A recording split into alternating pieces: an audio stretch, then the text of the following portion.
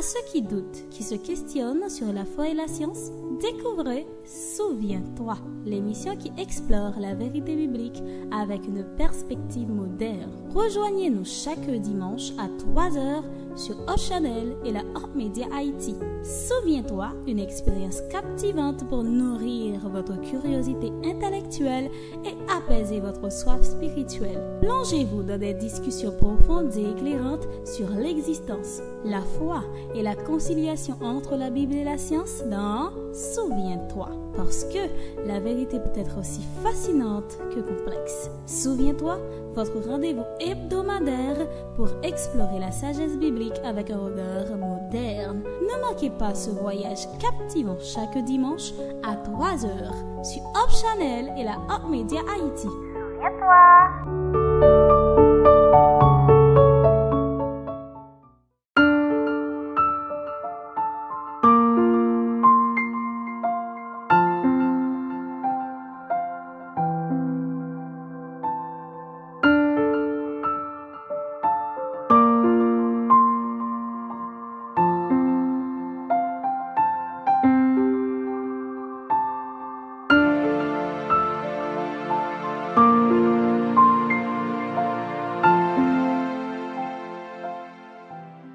Internautes, téléspectateurs, téléspectatrices, bonjour. Nous sommes très heureux de vous retrouver en ce moment pour partager ensemble la parole de Dieu. Et comme c'était déjà annoncé, aujourd'hui nous allons continuer à parler de l'homme, de sa création, de son origine, de sa nature et beaucoup d'autres sujets ou d'autres questions que nous avons l'habitude de poser sur l'existence de l'homme d'une manière générale. Et vous le savez déjà, c'est toujours avec notre ami le docteur Franck Segui et à qui nous disons bonjour. Bonjour Mackenson, bonjour à nos chers internautes. C'est toujours avec le même plaisir que nous nous mettons à discuter, à débattre et à apporter encore un autre sujet d'intérêt. Et dans le cadre de ce travail de mémoire, souviens-toi. En lisant Psaume 8, verset 5, il y a une question qui a préoccupé, par exemple, David et qui doit nous préoccuper là aujourd'hui. Qu'est-ce que l'homme pour que tu te souviennes de lui et le Fils de l'homme pour que tu prennes garde à lui? Finalement, qu'est-ce que l'homme? Quelle est la nature de l'homme? Comment doit-on comprendre ou comment doit-on prendre l'homme? C'est l'une des questions, je dirais, des questions philosophiques, des questions fondamentales, et questions existentielles même. Okay. Et qu'est-ce que l'homme? L'Éternel dit forma l'homme de la poussière de la terre, il souffla dans ses narines un souffle de vie, et l'homme devint un être vivant, ou bien une âme vivante, ça dépend de la traduction. Okay. Donc qu'est-ce que l'homme? L'homme, c'est un être indivisible, c'est une unité indivisible, il n'y a pas de division, qui provient d'une équation simple. La poussière de la terre, plus le souffle de vie. Donc, qui donne comme résultat une âme vivante ou bien un être vivant. Donc vous dites que l'homme c'est un tout. Donc l'homme est une unité, l'homme est un tout. C'est-à-dire, mais j'ai beaucoup entendu des gens interpréter des passages de la Bible pour montrer que, par exemple, pour montrer que, donc pas seulement dans la Bible, dans des civilisations ou bien dans des croyances religieuses, par exemple en Égypte ou en Grèce, par exemple, pour dire que l'homme est tripartite, par exemple, que l'homme a trois parties. Okay. C'est-à-dire trois parties qui pourraient survivre séparément. Séparément. Ok. Et tu as bien fait de poser cette question sur la table. D'abord, il faut comprendre le récit originel.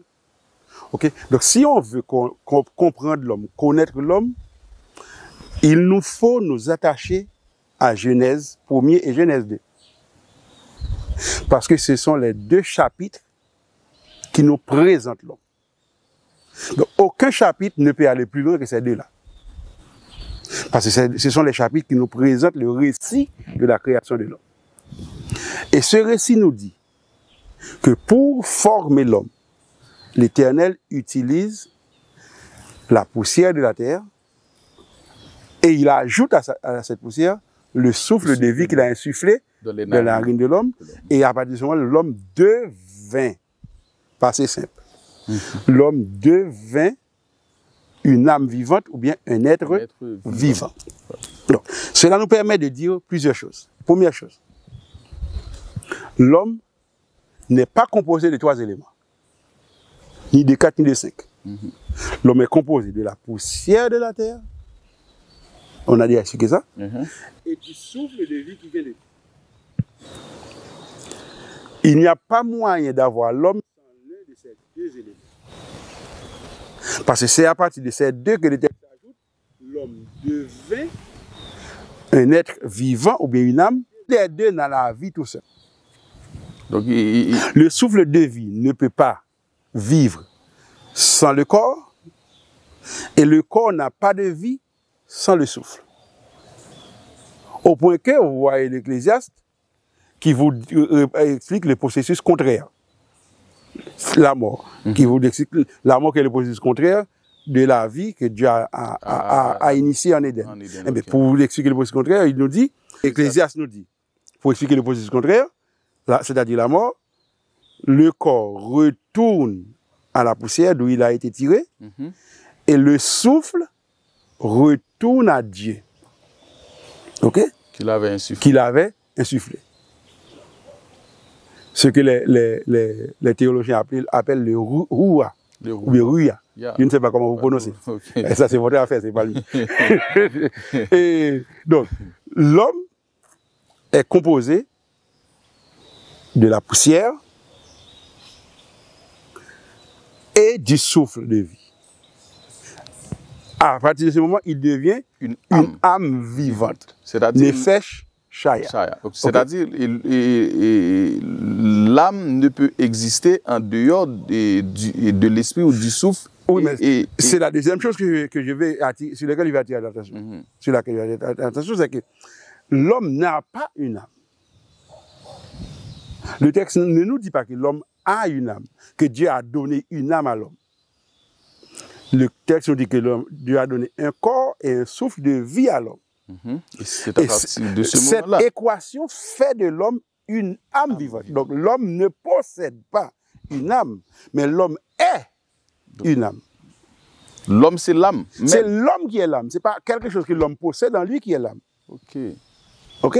C'est l'homme qui est l'âme. Je comprends. Ok? Donc l'homme devint, ok, une âme vivante. Donc l'homme ne possède pas quelque chose qui s'appelle âme. L'homme de vivance devint une âme. Ça, c'est l'enseignement de la Bible. Mais attention, dès le chapitre 3 de la Genèse, dans l'une de nos émissions passées, nous avons attiré l'attention sur le fait que le chapitre le plus triste de la Bible, c'est le chapitre 3. C'est le chapitre 3 de la Genèse. Parce que dans le chapitre 1 et le chapitre 2, nous voyons un monde parfait. Oui.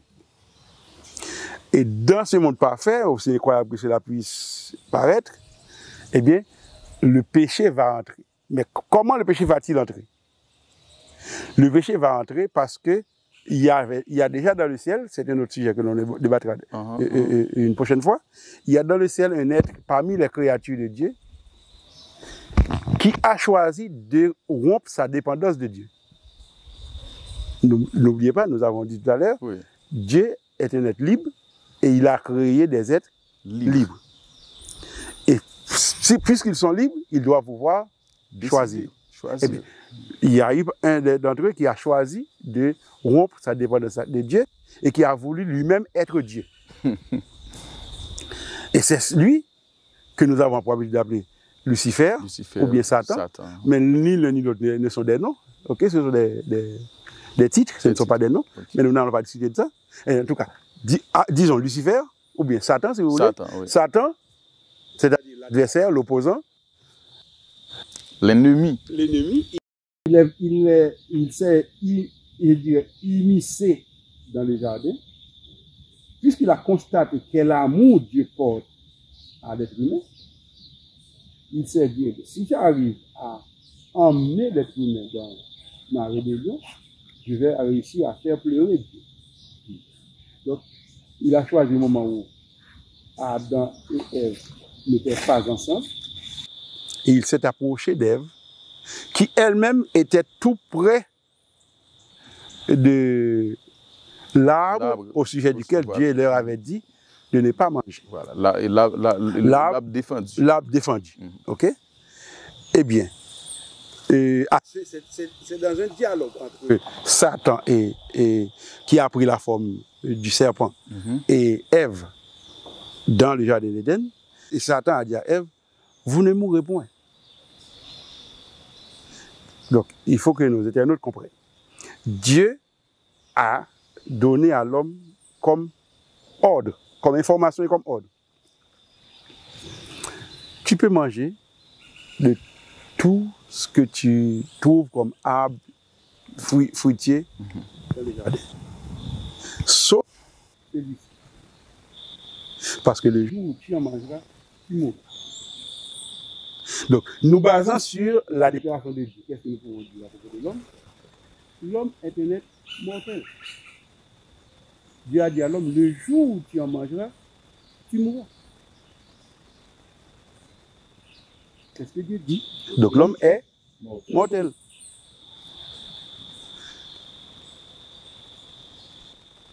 Satan dit, qu'est-ce qu'il dit? Vous ne mourrez point.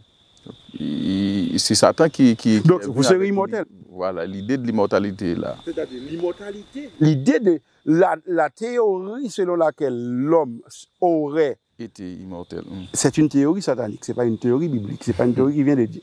Mais beaucoup de gens y croient. Et bien, s'ils y croient, c'est qu'ils croient dans une théorie satanique, une théorie diabolique. C'est Satan qui a dit à l'homme qu'il peut vivre éternellement, indépendamment de Dieu. La Bible n'enseigne pas ça. Donc, cette idée commence au jardin d'Éden avec Lucifer lui-même, qu'il a utilisé pour séduire Ève, pour faire croire à Ève que détachée de Dieu, elle peut devenir Dieu et être elle-même immortelle. Et comme elle a cru à ce mensonge de Satan, donc elle a réellement obéi à ce que Satan, elle a fait le choix qu'il a déposé à Satan, et bien maintenant qu'est-ce qui arrive? Où sont Adam et Ève aujourd'hui? Ils sont morts. Eh bien, pour perpétuer le mensonge originel, Satan l'a transformé. Il a fait croire maintenant, même si nous mourons et que les gens ne nous voient plus, mais nous avons en nous une partie qui survit. Qui survit. C'est cette partie qui et à cette partie, il a appelé l'âme. Et puisque dans la Bible il n'y a pas ça, il faut aller chercher ça dans l'histoire. Oui. Et bien lorsqu'on va dans l'histoire, on trouve que les Égyptiens sont les premiers en termes de civilisation, en termes de culture, à véhiculer cette idée de manière systématisée. Et comment? Hérodote, en tant qu'historien qui a voyagé en Égypte, l'a rapporté dans l'ouvrage, et l'histoire, après l'histoire, Hérodote a rapporté ses idées dans cet ouvrage. Et qu'est-ce que les Égyptiens font? Eh bien, tout ce que nous découvrons aujourd'hui, les archéologues, voilà. c'est-à-dire, eh bien, tout ce qu'ils découvrent aujourd'hui en Égypte, comme les pyramides, et les objets, les vestiges, eh bien, tout ça, ce sont des objets religieux. Quelle est l'idée qui est derrière? Par exemple, les Égyptiens, ils sont les maîtres de ce qu'on appelle la momification.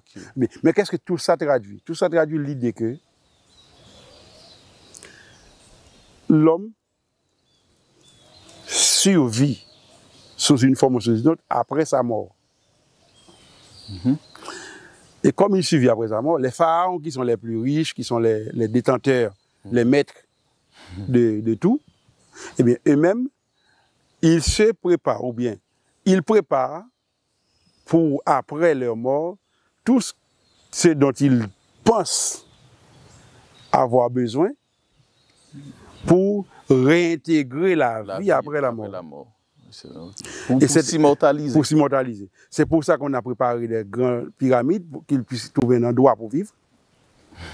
Et dans les pyramides, c'est qu'on constate qu'il y a beaucoup de trésors, parce que ce sont des gens riches, donc qui ont besoin de continuer à vivre dans le même luxe qu'ils vivaient auparavant. Donc, c'est pour ça qu'on prépare les pyramides. Et pourquoi on les momifie? Parce qu'on pense que il y a un jugement après la mort. Donc, les Égyptiens croient qu'il y a un jugement après la mort. Et ce jugement envoie la personne jugée soit en enfer, soit au paradis. C'est ce qu'ils croient.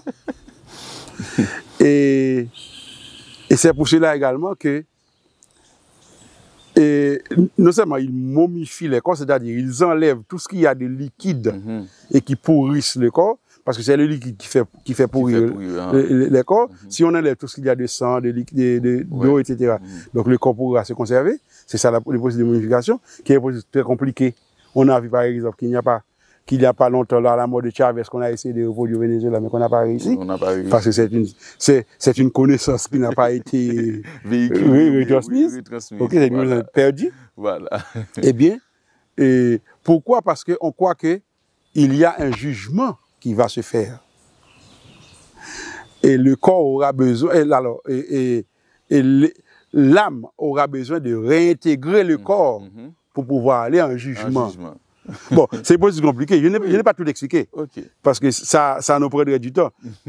Bon, mais de toute manière, je n'aime pas tout annoncer que nous pouvons faire. Mais l'idée, laissez-moi terminer rapidement. L'idée, c'est que c'est pour cela aussi. Comme les Égyptiens croient que le mort, il va passer en jugement, et c'est son cœur qui sera jugé. Donc, on va lui poser des questions. Il va répondre. Mais s'il dit un mensonge avec la bouche, le cœur va dire la vérité. Parce que les Égyptiens croient que le cœur dit toujours la vérité. C'est disque dur. Ok. Donc le cœur garde la mémoire de toute la vie de l'homme. Si on lui pose une question et qu'il répond par un mensonge, le cœur va dire la vérité. Donc qu'est-ce que les Égyptiens croient? Eh bien, au moment du jugement, le cœur de la personne jugée est déposé sur une balance. Et sur l'autre plateau de la balance a deux plateaux, sur le plateau, on dépose une plume d'oiseau. Si le cœur est plus lourd que la plume d'oiseau, la personne est condamnée pour aller en enfer. Mais attention, ce qui donne au cœur son poids, ce n'est pas la matière dont il est composé, mais c'est sa capacité à dire la vérité. Donc, plus il dit la vérité, plus il est léger. Donc, s'il dit la vérité totalement, il sera aussi léger que la plume d'oiseau. Donc, ne t'occupe pas de la matière dont le cœur est composé. Alors, qu'est-ce que les Égyptiens font à ce moment-là? Puisqu'ils croient que c'est le cœur qui dit la vérité, lorsqu'on momifie un cadavre, on enlève le cœur et on place à la place du cœur de chair une pierre avec une prière adressée à un Dieu, le Dieu qui servait la personne défunte lorsqu'il était vivant. Donc, avec cette prière qui est adressée à ce Dieu, c'est ce Dieu qui va intercéder pour lui au moment du jugement. Et ce cœur de pierre ne peut pas parler. Puisque ce cœur de pierre ne peut pas parler, lorsqu'on va le déposer sur la balance, la personne peut répondre ce qu'elle veut avec la bouche, mais le cœur va toujours acquiescer. Le cœur ne va pas dire que c'est faux. Donc, ce qui signifie qu'avoir un cœur de pierre en Égypte, tu sais ce que ça signifie? C'est avoir son passeport scellé pour la vie éternelle. Donc, lorsque tu lis dans Genèse, dans Exode, que l'Éternel endurcit le cœur des pharaons, ou bien les pharaons endurcit son cœur, voilà, c'est tout ce que tu retrouves, je crois que 18 fois, j'ai compté 18 fois, 9 fois l'Éternel endurcit le cœur des pharaons, 9 fois pharaon endurcit son cœur, dans le livre d'Exode. Eh bien, ça signifie quoi? Ça signifie que l'Éternel a laissé Pharaon dans sa liberté de croire qu'avec le cœur des pierres qu'il a préparé, il peut être sauvé. C'est ce que ça signifie.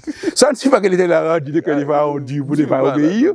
Mais puisque c'est ce qu'il croit, c'est ce qu'il veut, l'Éternel lui parle, il ne veut pas obéir, l'Éternel l'a laissé faire ce qu'il veut. Avec toutes ses croyances. Avec toutes ses croyances. Voilà. Et lorsque l'Éternel dit Pharaon endurcit son cœur, ça signifie que Pharaon est obstiné.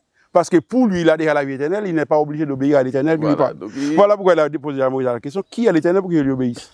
Parce que moi, j'ai déjà la vie éternelle garantie. Le pharaon, qui est dans la civilisation égyptienne, le pharaon est Dieu lui-même. C'est le premier. C'est le premier Dieu, ouais. Il est un représentant de toute la divinité. Ou bien les, puisque il y en a 700. Oui, 700. Les dieux, disons la divinité. C'est-à-dire, voici ce que ça signifie. Donc, en Égypte, résumons rapidement, pour ne pas confondre nos auditeurs des explications trop longues, mais en Égypte, les gens croient que l'homme est composé d'un corps, d'un souffle et d'une âme, ou bien d'un esprit et d'une âme, et que l'âme pourrait survivre après la mort du corps. Et c'est en Égypte que cette croyance a été systématisée. De l'Égypte, elle est passée à la Grèce. Comment est-elle arrivée en Grèce? Parce que notamment Socrate, je le considère comme le père de la philosophie. En Égypte? En Égypte, Socrate s'est rendu en Égypte. Il a appris cela à partir du système philosophique égyptien. Et il l'a enseigné à son disciple Platon. Platon qui l'avait fait dans ses ouvrages qui s'appelle Phédon, a raconté la dernière conversation de Socrate avec ses disciples avant de boire le poison, la ciguë, parce que Socrate était condamné à boire la ciguë parce qu'on l'a accusé de corrompre les jeunes, c'est-à-dire de leur enseigner à ne pas respecter les dieux. Donc Socrate qui était condamné à boire la ciguë, mais Platon nous dit que Socrate a bu la ciguë avec de la joie. Pourquoi de la joie? Parce que Socrate leur a dit, messieurs, au contraire, c'est maintenant que je suis libre. Parce que maintenant, mon âme va être séparée de mon corps. Parce que pour lui la mort, c'est une séparation de l'âme et du corps, qui va périr, et l'âme va continuer à vivre. C'est ce qu'il avait appris en Égypte, à apporter en Grèce. Et qu'il a enseigné à son disciple Platon. Qu'il avait repris. Il l'a écrit dans un ouvrage, donc c'est resté. Et puis, plus tard, dans le christianisme, avec des théologiens comme Tertullien, comme Saint-Augustin, Saint-Thomas d'Aquin, etc. Mais notamment Saint-Augustin, Aurelius Augustinus, c'est son vrai nom, on l'appelle Saint-Augustin. Eh bien, lui-même, il s'est donné comme objectif de concilier la philosophie et la théologie. Parce qu'au départ, c'était des ennemis. Deux ennemis. Oui. Okay? C'est deux visions du monde. Okay? La vision de la philosophie ici de la Grèce et la vision de la théologie ici de la Bible, c'est deux visions irréconciliables. Saint-Augustin a voulu les concilier.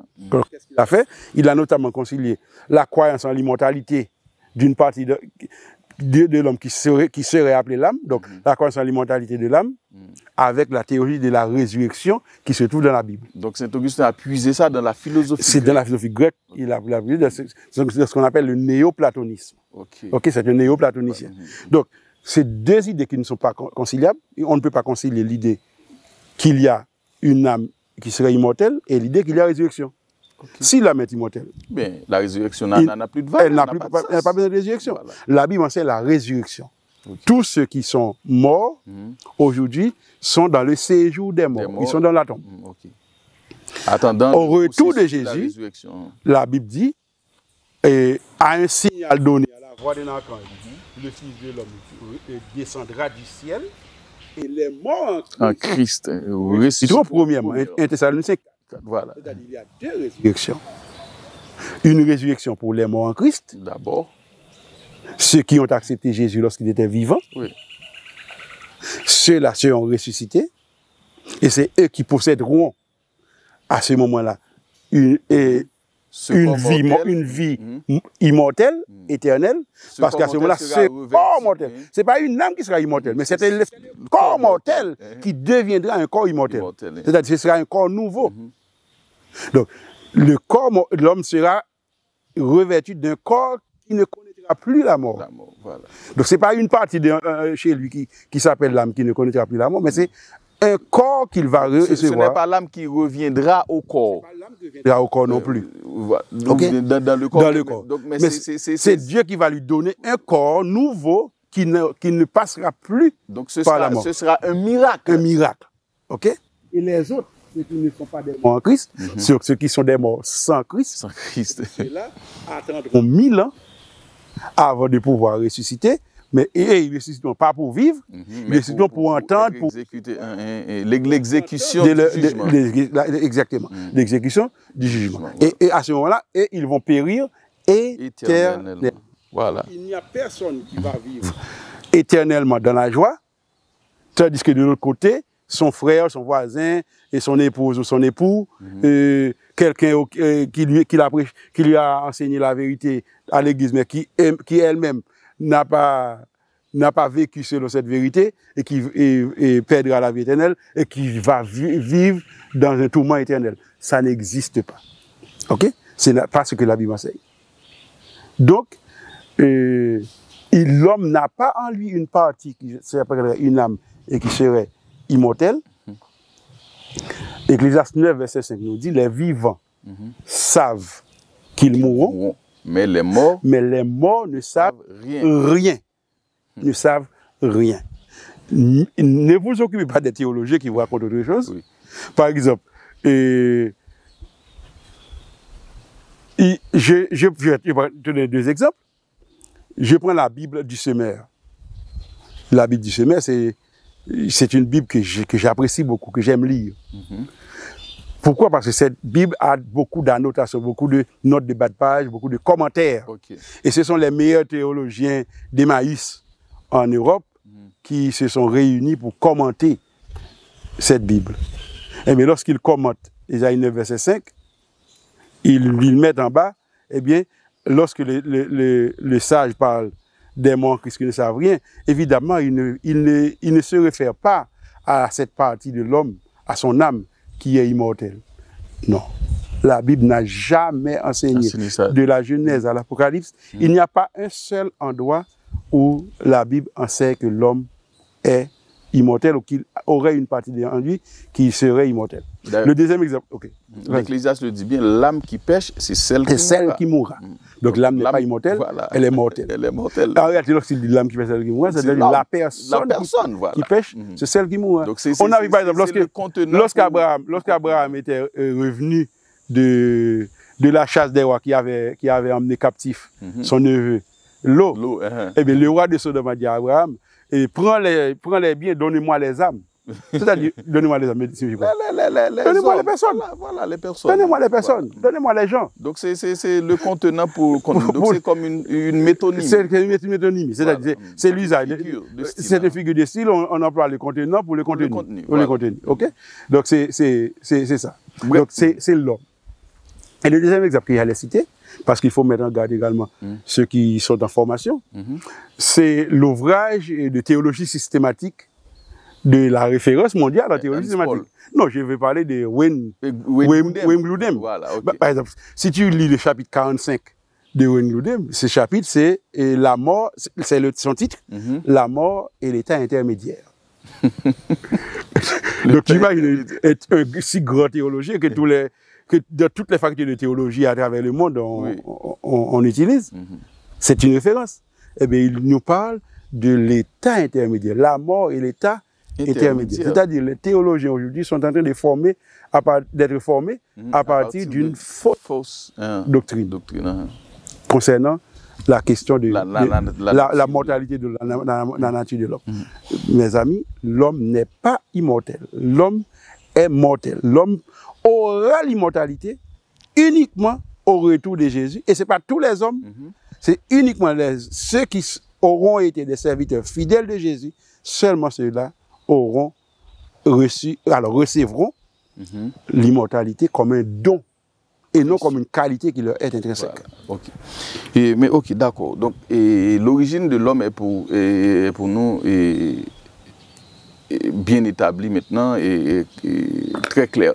Donc l'homme, c'est une créature de Dieu. Donc c'est Dieu qui a créé l'homme et il ne l'avait pas créé comme toutes les autres espèces. Donc il l'avait créé. Donc c'est comme un être. Donc l'homme n'est pas une espèce, l'homme est un être. Donc, il a été créé à l'image de Dieu et à sa ressemblance. Et maintenant, donc, c'est-à-dire, cela nous permet de comprendre que l'homme est un être important aux yeux de Dieu. Donc, l'homme, comme le dit le prophète Ésaïe, l'homme a du prix aux yeux de Dieu. Et par rapport à tout cela, quelle est la position de l'homme dans l'univers? La position de l'homme dans l'univers, alors je tiens ma Bible ouverte parce qu'il y a un détail que je ne vais pas oublier, sinon l'émission ne sera pas complète, je te le signale après. La position de l'homme dans l'univers, c'est quoi? C'est que sur la terre, par exemple, ce qu'on constate, c'est que Dieu aménage la planète Terre en pensant à l'homme. Okay? Il l'aménage en pensant à l'homme. Ce n'est pas par hasard qu'il a créé l'homme seulement au 6e jour.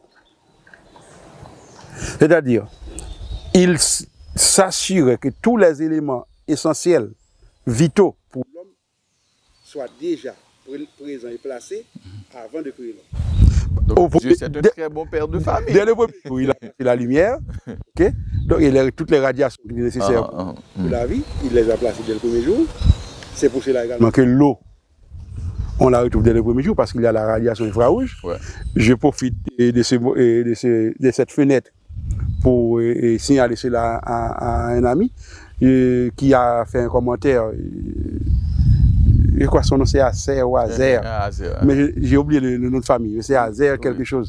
En tout cas, s'il m'écoute, il sait que c'est à sa question que je suis en train de répondre actuellement. Et s'il y avait des eaux, pourquoi est-ce que la Terre était informée vide? Eh bien, ça dépend de ce que tu veux. Par exemple, cet espace qui est derrière nous, est-ce qu'elle est remplie ou vide? Ça dépend. Ça dépend de quoi? Si tu entres dans une maison qui n'a pas de meubles et qui n'a pas d'occupants, cette maison est-elle remplie ou vide? Ça dépend. Si tu veux dire de meubles ou de personnes, on peut dire qu'elle est vide.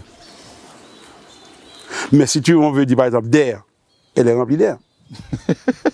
Tu vois? Voilà. Donc, aucun espace n'est vide. N'est vide. Okay. Ça dépend de quoi? De quoi, voilà.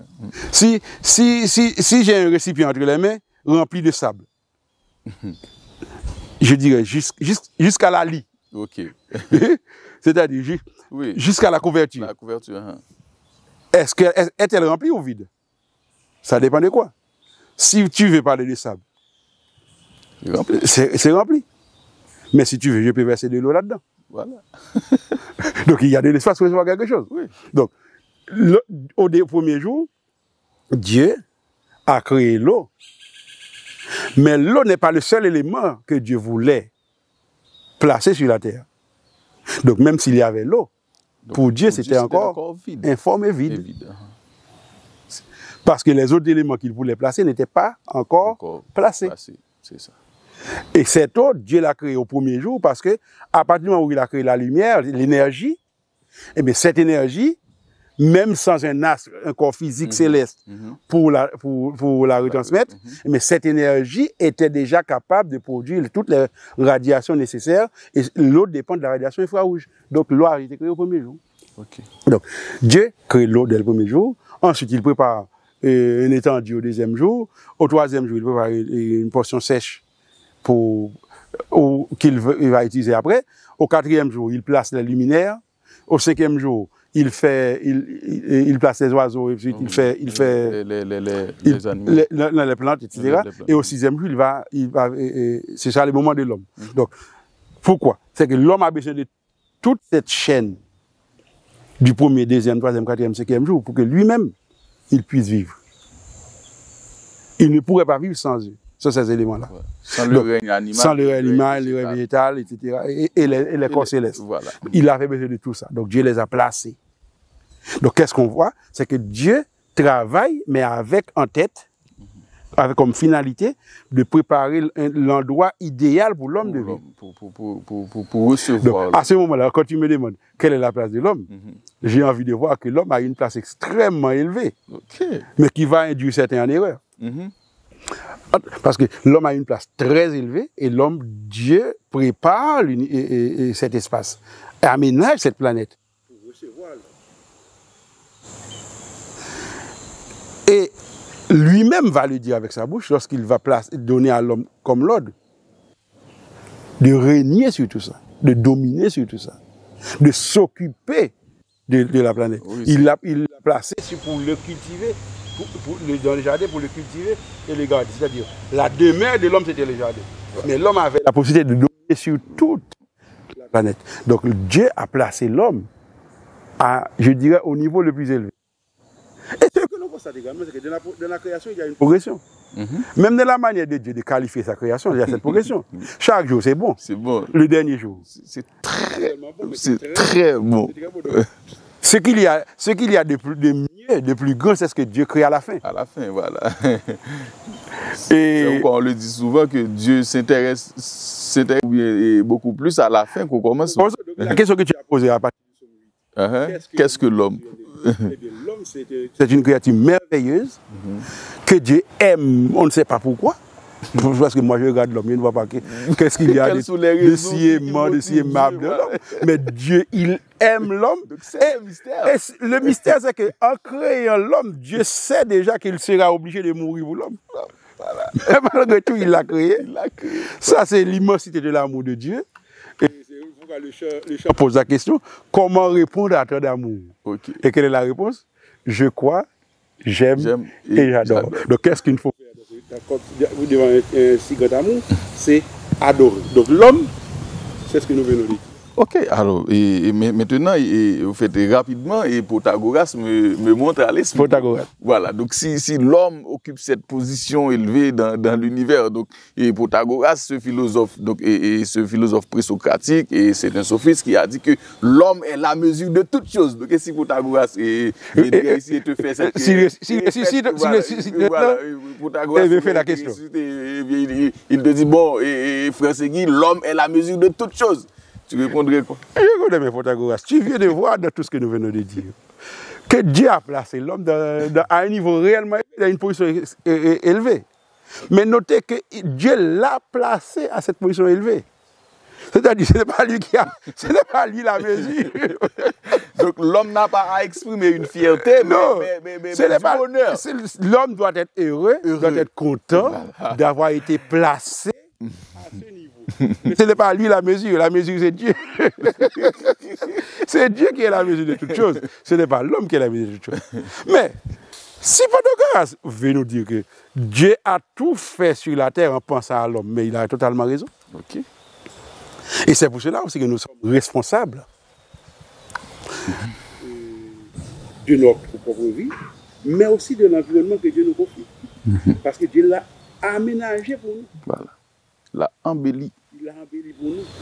Et notez que malgré les 6000 ans de péché qui, de génération en génération, causent une dégénérescence de la nature, mais la nature continue de nous parler de Dieu. Tu sais que je ne peux pas ne pas citer l'exemple de la mogue. Oui. Wow, moi, je ne sais pas pourquoi. C'est un fruit extraordinaire. Non, pour moi, c'est le fruit le plus succulent qui existe. Eh bien, mais une mogue dans la bouche de mortel, c'est une preuve extraordinaire de combien Dieu est bon et de combien Dieu a pensé à l'homme. Parce que malgré 6000 ans de péché, le péché n'a pas réussi à empêcher à la moque d'être douce sur les lèvres de mortel. Donc c'est que Dieu est bon. Réellement, Dieu a placé l'homme à un niveau élevé. Il faut l'admettre. Voilà, donc, mais ce n'est pas un sujet de gloire pour l'homme. Donc, parce que l'homme n'a rien fait pour ça. Donc l'homme n'est pas la mesure. Dieu a placé l'homme comme le directeur général de l'univers, tandis que lui, il est le PDG. Le président directeur général. Alors, signaler le dernier texte que j'ai voulu signaler, parce que je pense que si l'on ne dit pas un mot sur ce texte, c'est 1 Thessaloniciens 5, verset 23. Si on ne dit rien sur ce texte, et nos éditeurs vont dire, mais et ce texte-là qui parle de l'homme comme l'esprit, l'âme et le corps. Ok, l'apôtre Paul dit que le Dieu de paix vous sanctifie lui-même tout entier, et que tout votre être, l'esprit, l'âme et le corps, soit conservé irrépréhensible lors de l'avènement de notre Seigneur Jésus-Christ. Est-ce que ce texte ne parle pas de l'esprit, l'âme et le corps comme étant trois parties distinctes? Alors que nous disons que c'est le corps plus le souffle qui donne l'homme. Qui donne l'âme. Qui donne l'âme. Alors que ce texte parle de l'esprit, l'âme et le corps. Il faut répondre à cette question, il faut clarifier ce texte. Bien sûr, okay. C'est important. Hein? Eh bien, clarifions. Ouais. Ce qu'il faut comprendre, c'est que ici, le texte ne parle pas des composantes de l'homme. De quoi parle-t-il? Le texte parle de la personnalité de l'homme. Et la personnalité de l'homme est tridimensionnelle. L'homme exprime sa personnalité par l'esprit, c'est-à-dire par le principe de l'intelligence, le principe de la pensée. Il exprime sa personnalité aussi par ce qu'on appelle par l'âme, dans ce sens-là, qui est ce qu'on appelle le principe des désirs, des émotions, des sentiments. Donc c'est l'aspect ou bien la dimension mentale. C'est la dimension sentimentale, la dimension émotionnelle de l'homme. Et le corps qui est la dimension physique, bon, qui n'a pas tellement besoin d'explication, parce que c'est visible pour tout le monde. Et notez que l'apôtre, il cite dans un ordre qui n'est pas un ordre au hasard. D'abord l'esprit, ensuite l'âme et le corps. L'esprit, parce que l'esprit c'est le principe de l'intelligence, de la pensée. Si l'esprit est sanctifié, que l'esprit vous sanctifie, donc si l'esprit, c'est-à-dire si votre intelligence, votre pensée est sanctifiée, vos émotions qui sont sous le contrôle de votre esprit, vos désirs, vos sentiments, vos sensations, etc., qui sont sous le contrôle de votre esprit, seront aussi sanctifiés. Et si l'esprit, l'âme, les deux sont sanctifiés, eh bien, ce corps qui est le temple du Saint-Esprit, eh tu vas le garder de manière également sanctifiée. C'est pourquoi l'apôtre cite dans cet ordre l'esprit, l'âme et le corps. C'est-à-dire spirituel, mental et puis physique. Physique. Ok. Donc ce n'était pas pour parler de la composition de l'homme, des composantes de la nature de l'homme qu'il parlait comme ça, mais c'était pour parler de la manière dont la personnalité de l'homme s'exprime. C'est seulement ça. D'accord. Et une dernière question pour finir. Que doit faire l'homme ou comment doit vivre l'homme par rapport à tout cela, par rapport à sa nature, par rapport à son origine et sa position qu'il occupe dans l'univers? Bon, l'homme a déjà constaté, depuis 6000 ans, que l'idée qu'il pourrait être immortel, c'est un mensonge. L'homme n'a pas de moyen d'être immortel en dehors de Dieu. Indépendant de Dieu, l'homme meurt. Mais le désir de l'immortalité, c'est un désir qui fait partie de l'homme. Il n'y a pas une seule personne sur la terre qui n'aurait pas aimé être immortel. Même ceux qui se suicident, se suicident par amour pour la vie. Même ceux qui ont un dégoût de la vie, c'est par amour pour la vie qu'ils ont un dégoût de la vie. Okay? Nous avons tous ce désir d'être immortel, de vivre pour toute la vie. Depuis 6000 ans, nous avons ce témoignage. C'est impossible. Depuis après le péché. Depuis le péché. Sauf que l'immortalité est là comme une promesse qui se réalisera très bientôt. Et pour tout le monde? C'est accessible pour tout le monde. C'est accessible et... C'est disponible et accessible pour tout le monde. Mais est-ce que c'est tout le monde? Mais tout le monde ne le recevra pas. Moi, je ne peux pas considérer que tout le monde peut le recevoir. Pourquoi? Parce qu'il suffit de donner son cœur à Jésus. Okay, donc il suffit d'accepter. Il faut faire un choix. Il faut justement faire un choix. Notez que Dieu nous a dotés de cette capacité de choisir. Il a dit à l'homme, ne mange pas ce fruit, car le jour où tu en mangeras, tu mangeras. Si tu veux manger, tu peux en manger. Le jour où tu aurais choisi de manger, ben voilà ce qui va se passer. L'homme a déjà fait le mauvais choix, nous l'avons constaté, mais aujourd'hui nous pouvons faire le bon choix. Nous pouvons choisir la vie éternelle. La vie éternelle aujourd'hui, c'est une option qui est devant nous. Ce n'est pas quelque chose que nous avons, une qualité qui nous est intrinsèque, puisque nous ne pouvons pas vivre éternellement de par nous-mêmes.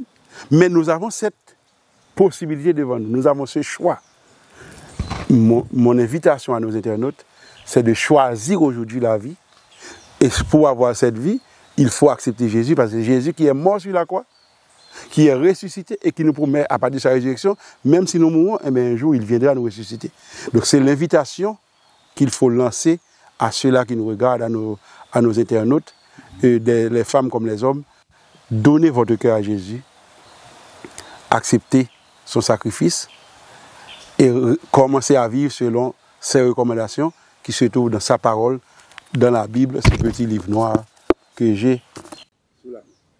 Si tu le fais, ce sera le meilleur choix de ta vie. D'accord, et merci frère Segui pour ce beau sujet ou bien pour toutes ces explications que tu viens de donner et pour clarifier ce sujet sur l'origine de l'homme, sur sa nature, sa position et la décision qu'il doit prendre pour jouir de cette immortalité que Dieu nous réserve au retour de Jésus.